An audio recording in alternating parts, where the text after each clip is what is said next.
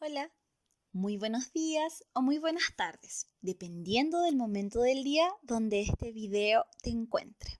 Mis queridísimos alumnos y alumnas, me alegra poder dirigirme a ustedes a través de las maravillas de la Internet. Antes de comenzar, es importante recordarles que antes de ver este video debemos descargar la guía correspondiente desde la página del colegio, situarnos en un lugar idealmente alejado del ruido y sin distracciones. También, por favor, recuerda, puedes sentirte en total libertad de pausar este video o volver a verlo cuantas veces necesites. Nuestro objetivo del día de hoy es comprender la diferencia entre información explícita e implícita en la descripción de personajes. Antes de comenzar, tenemos que definir bien a qué es lo que llamamos explícito e implícito. Explícito quiere decir que se encuentra dicho en el texto directamente. En cambio, implícito quiere decir que la información no se encuentra directamente en el texto, pero podemos deducirla a través de pistas. Diremos entonces que las características físicas de los personajes corresponden a información explícita, porque se nos dice directamente en el texto. El narrador se encargará de decirnos, por ejemplo, si el protagonista es alto o bajo, viejo o joven, entre muchos otros atributos que pueda tener. Por otra parte, las características psicológicas son, en la mayoría de los casos, información implícita, porque no se nos dice directamente, pero nosotros podemos deducirlo una vez vemos sus acciones e interacciones con otros personajes. Por ejemplo, Blancanieves, del cuento del mismo nombre, es amable y trabajadora. Lo sabemos porque trata con mucho cariño a todos los enanitos y cuida de ellos, además de trabajar en el hogar que comparten, ya sea limpiando, cocinando, etc. Ojo, que la información psicológica suele ser implícita.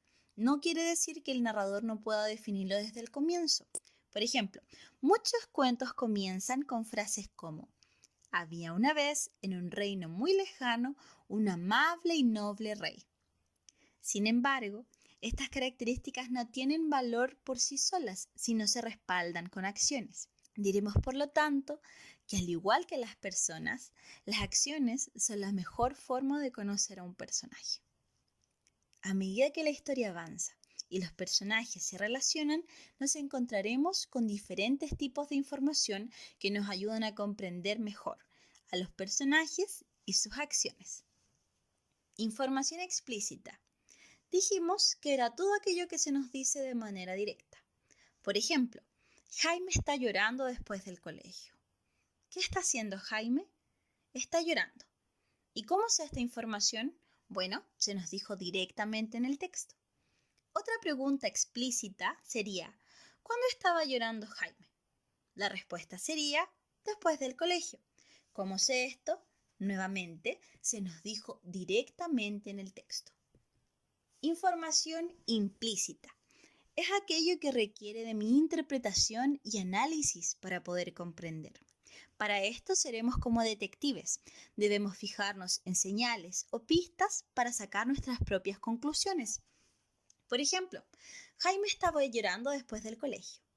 Una pregunta implícita sería: ¿cómo se siente Jaime? ¿Y cómo puedo saber cómo se siente? Bueno, ustedes me dirán, está triste. Claro, pero ¿cómo ustedes pudieron saber eso? La respuesta sería: porque está llorando. No se nos dice directamente por qué está llorando, pero podemos llegar a esa conclusión. Otra pregunta implícita sería: ¿por qué está llorando Jaime? Y aquí podemos llegar a muchas conclusiones distintas. Se nos dijo solamente que Jaime llora después del colegio, así que podemos concluir que está llorando por algo que pasó ahí. Quizás peleó con algún compañero o un amigo, o quizás obtuvo una mala calificación. Incluso puede ser que llamaran a su apoderado. No lo sabemos porque el texto no nos otorga suficientes pistas para llegar a una sola conclusión, pero podemos interpretarlo. Yo sé que esta materia es difícil, así que veremos otro ejemplo con este relato corto. Hacía mucho calor, Alicia no paraba de estudiar, a pesar del cansancio del día. Tendría la prueba al día siguiente y para ella era muy importante pasar a la enseñanza media. Los números no eran para Alicia un tema muy complejo, pero la prueba consideraba todo lo visto durante el año. Bien, partiremos con la información explícita, o sea, todo aquello que se nos dice directamente. Lo que nos dice el texto, sin leer entre líneas o buscar pistas, es que una niña llamada Alicia está estudiando para una prueba.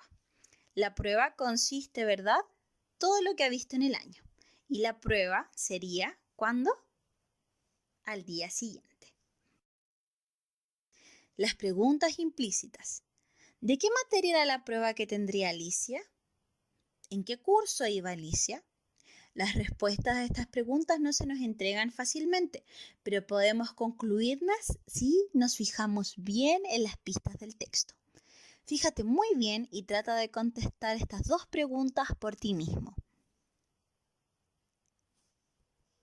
¿Lo lograste? Vamos a revisar ahora. ¿De qué materia era la prueba que tendría Alicia al día siguiente? La prueba era de matemáticas. ¿Y por qué? ¿Cómo puedo saber esto? Se nos dice que para Alicia los números no son un tema complejo. Por lo tanto, la prueba va a ser de matemáticas y a ella no le cuesta mucho. ¿En qué curso va Alicia? Alicia va en octavo básico. ¿Por qué? ¿Cómo puedo saber esta información? Bueno, se nos dice que Alicia quiere pasar a enseñanza media y el curso que nos permite la transición de enseñanza básica a media es octavo básico. Otros datos que puedo concluir del texto. Alicia estudia por la tarde. ¿Por qué? Porque se nos dice que no paraba de estudiar a pesar del cansancio del día. O sea que ya ha terminado un día de trabajo, de ir al colegio y a pesar de todo sigue estudiando. También puedo saber que es por la tarde y no por la noche porque se nos dice que hacía calor. Por lo tanto, fue un día después del colegio y por la tarde. Por último, la prueba para la que Alicia debía estudiar era la prueba final de matemáticas, por lo tanto, una síntesis. ¿Y cómo sé que era la prueba de síntesis? Bueno, se nos dice que la prueba consideraba todo lo visto durante el año y las pruebas que son en este formato son las pruebas finales. Y listo, lo lograste. Felicitaciones, es momento de ejercitar en nuestra guía. Recuerda, cualquier duda puedes escribirme al correo consultas.lenguaje.5@gmail.com. Yo sé que esta materia es difícil, así que por favor no te quedes con ninguna duda. Muchos cariños y espero que esta presentación te encuentre muy bien a ti y a toda tu familia.